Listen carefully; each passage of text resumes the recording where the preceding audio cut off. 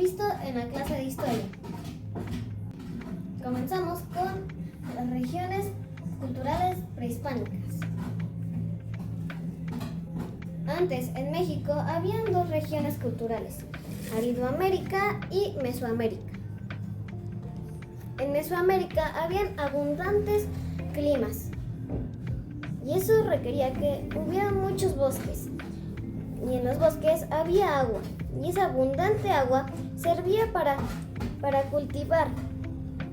También en Mesoamérica había muchas montañas y también se practicaba muchas veces la cacería de animales salvajes y tanto carnívoros y herbívoros. Ahora comencemos por Aridoamérica. En Aridoamérica casi todo era desierto. Las personas vivían en cuevas, les recomendaban mucho. Y también antes estas eran solamente montañas, hasta que la gente empezó a mudarse. Pero en Aridoamérica su temperatura era demasiado alta, por lo cual hacía imposible que cultivaran comida. También podría ser imposible de sobrevivir ahí. Por eso buscaban frutos, y si no encontraban frutos, se dedicaban a la cacería, al igual que en Mesoamérica. El siguiente tema es la conquista y la colonización. El primero en llegar a América fue Cristóbal Colón en 1492, cruzando desde España y hasta América. Tuvo que cruzar el mar Atlántico. Después de algunos años, Francisco Hernández llegó a América. Después llegó Juan Grijalva en 1517. Hernán Cortés también llegó a América en 1519.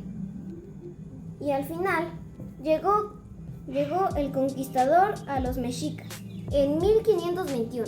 Y cuando Hernán Cortés llegó, introdujo nuevos animales, semillas y frutas. Y también introdujo la religión católica. Lo introdujo todo a América y lo llamaron Nueva España. El siguiente tema que vamos a ver es la sociedad virreinal. El primer virrey fue Antonio de Mendoza. La primera sociedad es la de los españoles. Los españoles eran la sociedad más alta que había. Solo ellos podían gobernar sobre la Nueva España. Después siguen los criollos. Los criollos eran aquellos que nacían en Nueva España, pero eran hijos de los españoles. Pero ellos solo podían tener tierras o terrenos, pero nunca podían gobernar. Siguiente es los indígenas. Los indígenas eran explotados trabajando en minerías o en cultivos en campos. Después seguían los más explotados, los cuales eran los esclavos. Los esclavos eran aquellos que nacían en África y fueron traídos a la fuerza de África a Nueva España. El tema que vamos a ver es el grito de independencia, dirigida por Miguel Hidalgo y Costilla.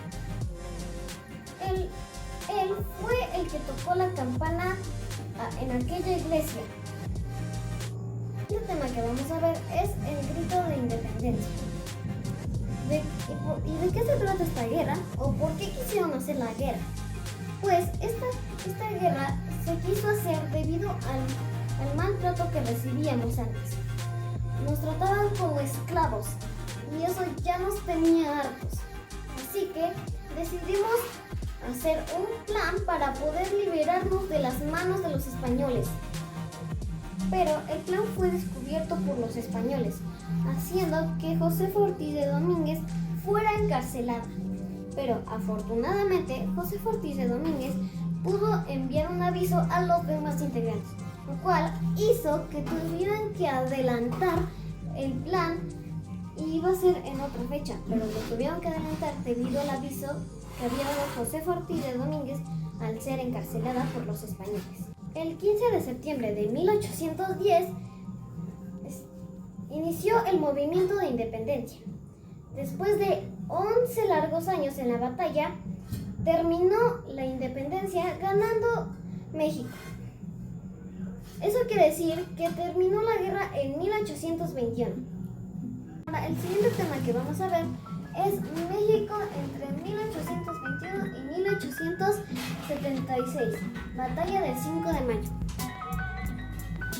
El siguiente tema que vamos a ver es México entre 1821 y 1876, batalla del 5 de mayo.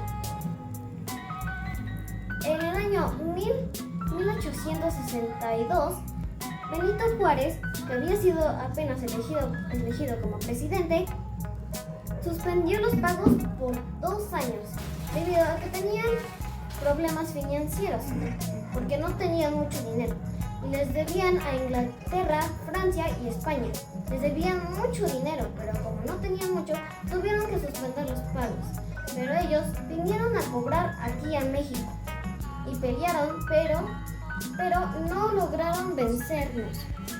Así que se fueron sin lograrlo. Pero Francia no se decidió ir del país, así que siguió peleando y peleando. En ese entonces era el ejército más grande que podía haber, pero por suerte los mexicanos juntaron a muchas personas. Aunque eran muy pocos, logramos vencer al ejército de Francia. Ahora, el siguiente tema que vamos a ver es México entre 1876 y 1920, el Porfiriato. Y seguro te preguntarás, ¿qué es el Porfiriato? Pues el Porfiriato fue la época cuando Porfirio Díaz fue gobernante por 30 años, reeligiéndose una y otra vez. Durante esta época se hacía mucha injusticia en el país, lo cual los mexicanos estaban hartos de esto. Así que hicieron una revolución. Francisco y Madero estaba seguro de la opción que podíamos elegir nuestro presidente o nuestro gobernador a favor del voto. Y su frase era sufragio efectivo, no reelección. Eso quería decir que no se podía reelegir. ¿Qué es reelegir? O sea, volver a votar por ti mismo varias veces. Él fue arrestado por Porfirio Díaz debido a que no quería que fuera quitado la presidencia. Después de salir de la cárcel, fue hacia Estados Unidos y formuló el Plan de San Luis, que consistía en quitar de la presidencia a Porfirio Díaz. Es conocida como la cuna de la revolución, debido a que todo inició en la casa de los hermanos Cerdán. Ellos estaban a favor de Francisco y Madero, de quitar del poder a Porfirio Díaz. Pero Porfirio Díaz se dio cuenta de lo que estaban planeando, así que envió muchos militares a la casa de los hermanos Cerdán. Los hermanos Cerdán resistieron por 6 horas. Fue una intensa lucha adentro de su casa. Hoy en día se encuentra en este estado la casa de los hermanos Cerdán. Estas son algunas fotos recientes. Y esta es una foto tomada desde el interior. Acá, como pueden ver, hay rastros de toda la lucha. Y ahora sí, el último tema. Los caudillos de la Revolución Mexicana. La revolución tuvo éxito. Pudimos quitar a Porfirio Díaz de la presidencia. Y pocos meses después, Francisco y Madero se convirtió en el presidente. Pero Victoriano lo traicionó, mandándolo a matar. Poco después, él se convirtió en el presidente. Ellos luchaban para recuperar las tierras de los campesinos. Venustiano Carranza ideó un plan para quitar a Victoriano Huerta del poder, de la presidencia. Al plan se unieron Emiliano Zapata y y Francisco Villa. Así que lucharon con él, quitando la presidencia a Victoriano Huerta y quedándose en la presidencia